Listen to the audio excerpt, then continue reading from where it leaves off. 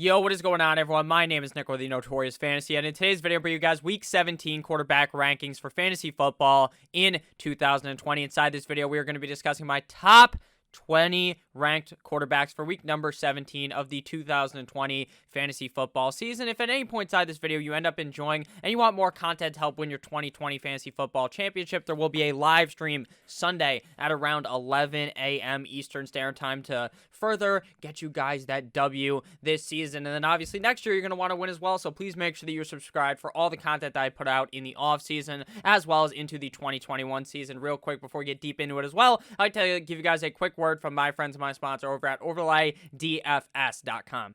OverlayDFS.com is the best place to play daily fantasy sports on the whole World Wide Web. Now, there's two options on their website. You got the progressive tournaments, which I talked about in last week's videos. In this week's videos, we're going to be talking about the match-up shop on OverlayDFS.com. What is that? It is so simple. You pick between two players, plus or minus the spread. Who's going to score more fantasy points on Sunday Night Football? Was it Jarvis Landry minus 3.5 or Rashad Higgins plus 3.5? The answer was Jarvis Landry minus 3.5. Who scores more fantasy points? Baker Mayfield minus 2.5 or Nick Chubb plus 2.5? The answer was Baker Mayfield. It is so simple. Anyone can do it. You guys do so much research to win your matchups every single week. Why not get some nice cashola on the upside here? Win these games on OverlayDFS.com. It is so simple. I don't think the upside made sense there, but what does make sense is winning money. It's easy. OverlayDFS.com, link down below in the description. And we are back. Let's get into Week 17 quarterback rankings. We begin with quarterbacks 1 through 12. Coming in at number 1 this week, we have Lamar Jackson at the Cincinnati Bengals. Now, for all intensive purposes, you would think this would be a game where the Bengals would just get absolutely rocked by the Baltimore Ravens. But I actually think the Ravens will be closer in this game with the Cincinnati Bengals, which will encourage more passing to help out Lamar Jackson even more, because I feel like the Cincinnati Bengals have really figured it out as of recently and just aren't all that bad of a team. But with that said, I still think that Lamar Jackson completely rolls the Cincinnati Bengals defense out like a fucking blunt in Snoop Dogg's house and smokes them up. I think Lamar Jackson has a very strong game this week to get the Baltimore Ravens to stay in the playoffs. And number 2, we have Mr. Discount Double Check Aaron Rodgers at the Chicago Bears. Aaron Rodgers loves him some of that Chicago Bears field. That's a name that escapes me. He just loves beating the ever-living shit out of the Bears, and the thing he would love even more is to hit him with the chef's fucking kiss and the defeat of, if he slays them this week, they miss out on the playoffs, and there's nothing that Aaron Rodgers loves more than beating the Chicago Bears, and I believe he does that this week, and I think this game is going to be relatively high scoring because I think the Bears are going to be able to fight into it, which is why we're going to talk about Kiss and Titties Mitchell Trubisky a little later. But Aaron Rodgers, I really like him this week, considering the Bears need this to make the playoffs, and the fact that the Packers need this to secure the number 1 bye for the playoffs. And number 3, we have Deshaun Watson versus the Tennessee Titans. I think this one's going to be relatively close as well, even though the Houston Texans team is dead from the playoffs. There's really no chance they can make it, but it doesn't matter because Deshaun Watson's still to go out there and air the ball out.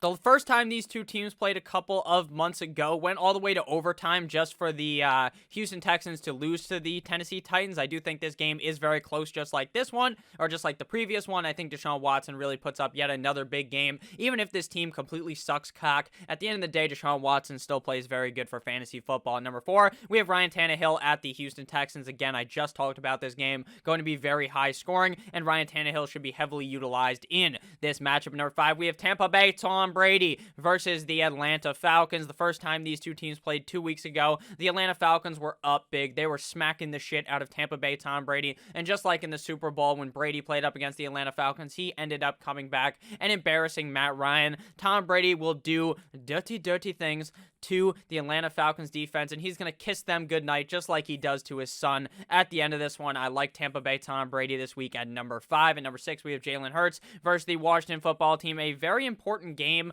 for the NFC East as a whole. The Eagles cannot get in, but Washington, Dallas, and the Giants could all make it, and if the Eagles win this game, they play spoiler to the Washington Football Team. Now, there are reports that they're going to keep Doug Peterson next year. Now, I understand this has nothing to do with this season or for next year, but just very weird in my opinion. I honestly thought Peterson would end up getting fired at the end of this one. I think Jalen Hurts plays quite well. Even in down games, this guy just has so much rushing potential that it shouldn't matter. But I do worry a little bit because I don't feel this game's going to be ultra high scoring. At number 7, we have Justin Herbert, the pervert, at the Kansas City Chiefs. The Chiefs will likely bench their whole fucking squad in this one, and Justin Herbert will be able to easily pick them apart. He played very strong against them in week number 2, his first ever NFL start, so I think he looks good again here at number 7. At number 8, we have, you like that, Kirk Cousins at the Detroit Lions. The Detroit Lions are going to be starting Matthew Stafford because the guy is simply a maniac, an alpha male, a man's man, because this guy is literally dead, should be in a fucking casket like The Undertaker, and it's that Undertaker gif where he just rises back up out of there. That's what Kirk Cousins is going to be doing. Not what Kirk Cousins, Matthew Stafford is going to be doing to play up against Kirk Cousins, which is good because Matthew Stafford will keep this game close. He'll be putting points on the board where Kirk Cousins will have to fire back as well. So I like Mr. You Like That Kirk Cousins this week up against the Detroit Lions in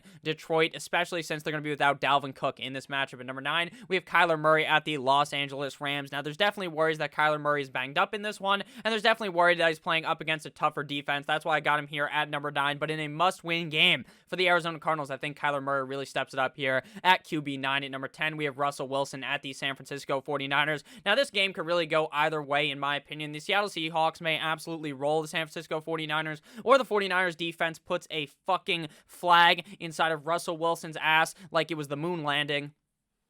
And then we worry about Russell Wilson. But based on what I've seen this season, I think Russell Wilson plays up to the occasion and plays well up against the San Francisco 49ers defense. At number 11, we have a man with 11 kids. Very fitting. Phillip, the Thrill-Up Rivers versus the Jacksonville Jaguars. Now, the first time these two teams went toe-to-toe in the fucking octagon, Phillip Rivers got his shit clapped in by Gardner Minshew. But this time probably will be different. This team is in the bubble, knocking on the fucking door, trying to get in. Let me in! Like that fucking...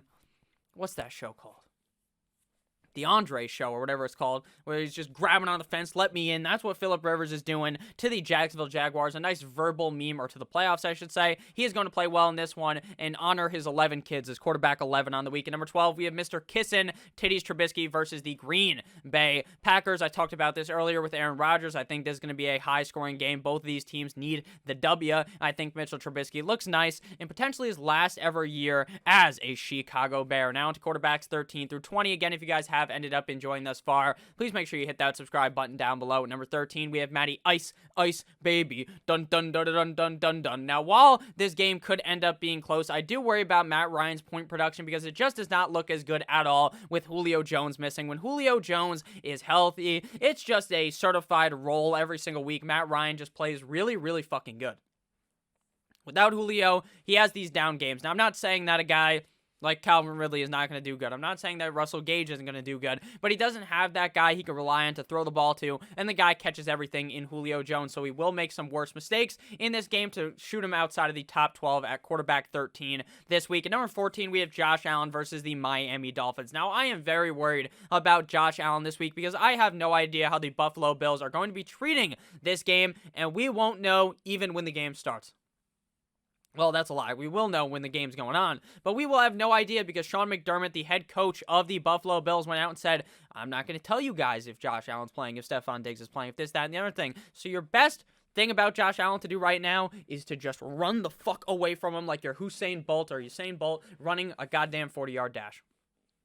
Simple. It's that easy. You just run away from the situation. The upside is immense because they might want to put the nail in the coffin to my Miami Dolphins and knock them out of the playoffs. But they also might just sit down everyone because they realize, hey, maybe we might actually play against the Dolphins in the playoffs, and maybe we don't want to show all this stuff so that we can beat the shit out of them the next week. I don't know what they are going to be thinking, but I know what I'm thinking, and that's that I'm very worried about Josh Allen, so that's why he's at quarterback 14. Has a lot of upside, but there's a huge amount of risks going into this week, which is exactly why you should try to convince your commissioner next year to not play Week 17 championship game. Next quarterback up on the docket, Derek Carr. Quarterback 15 on the week up against the Denver Broncos. This one could be a certified barn burner where both of these teams are going back-to-back Michael Jordan 96-97 in scoring. Just a real back-and-forth game, but it could also be one of those where the Raiders just beat the shit out of the Denver Broncos and then they're just running the ball all throughout the second half of the game. So I don't really know how that's going to go, so that kind of worries me because every single week the Drew Lock experiment just gets more fucking confusing because there's weeks where Drew Lock looks like a legitimate NFL quarterback and I can can see the talent that the guy has. Then there's other games where Drew Lock, the ball comes off his hand, and you're like, that's a fucking interception. That's not going to be complete. There's no one even near him. That's the shit you'll say. But then other games, you'd be like, God damn, this guy is throwing straight up dimes and stuff. The guy has the confidence of Patrick Mahomes with the skill set of Mark fucking Sanchez. But sometimes you get the Sanchez and it works out of Drew Lock. So that's kind of my thoughts on this game. That's why I have Lock at 18 with a whole lot of upside. Same thing with Carr at 15 with a whole lot of upside. But definitely downside with Carr could be that they start running a lot in the second half. At number 16, we have Drew Brees at the Carolina Panthers now without Alvin Kamara, without Latavius Murray. How do they play this game? Is Drew Brees going to be handing the ball to Taysom Hill? Is Taysom Hill going to take a lot of snaps? I don't know. And that kind of scares me. So Drew Brees at 16 because I think they beat the Panthers, but I'm not too sure how they're going to approach this game. Number 17, we have Baker the Faker Mayfield versus the Pittsburgh Steelers. Now, I do expect the Browns to roll this game because they're starting Mason Rudolph for the Pittsburgh Steelers, but I do expect the Browns to be running a decent amount, but I say that every week, and then they're always airing it out, and Baker plays well. So quarterback 17 for Baker on the week. At 18, again, we got horsecock Drew Lock due to the fact that up against the Las Vegas Raiders, he could be shooting this one back and forth, just a complete and utter fucking burner in Denver, but it could also be the wind could just knock this game out. You know, the high altitude, the fire just stops. You never know. So I don't know about Drew Lock. I really never will. Let's see if he continues to keep his job into next season or if they draft Trey Lance. At number 19, we have Andy Dalton at the New York Football Giants. I honestly think the Cowboys are going to win the more I've thought about this, but I don't trust Andy Dalton enough to really have him anywhere above the top 18. At number 20, we have my guy Tua Tagovailoa of the Miami Dolphins going up against the Buffalo Bills in Buffalo. I hope that Tua plays good. There is no chance that Ryan Fitzpatrick can come back from behind and win this game because the man has the big Rona. So it's going to be all Tua on Sunday. Hoping for a big game. Quarterback 20 on the week. I love you, Tua. Thank you guys for watching this video. If you did end up enjoying, please make sure that you hit that subscribe button down below. Have a great rest of your guys' day. I love you all as always. OverlayDFS.com. See you motherfuckers on the flippity floppity. Hope you guys had a great new year. I love you all. 2021 is going to be better than 2020 for all of us. Great success. I love you all. Number one sports podcast in all of Tunisia. That's me, Notorious Fantasy. I love you all. Good boy.